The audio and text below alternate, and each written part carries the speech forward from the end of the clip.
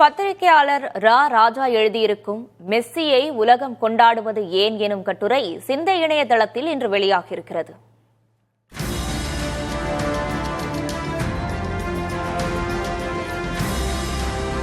இன்று தனது 39வது பிறந்த நாளை கொண்டாடும் கால்பந்து ஜாம்பவான் மெஸ்ஸியின் போராட்டம் நிறைந்த வெற்றி கதையை ராஜா எழுதிய இக்கட்டுரை விவரிக்கிறது.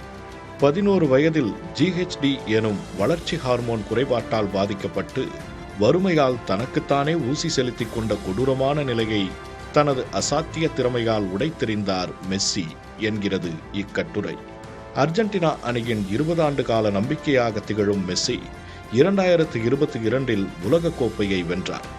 தனது குரு மாரடோனாவின் 10ஆம் எண் ஜெர்சியை அணிந்து தன் அணியை வெற்றி பாதையில் மெஸ்ஸி வழிநடத்தி செல்கிறார்.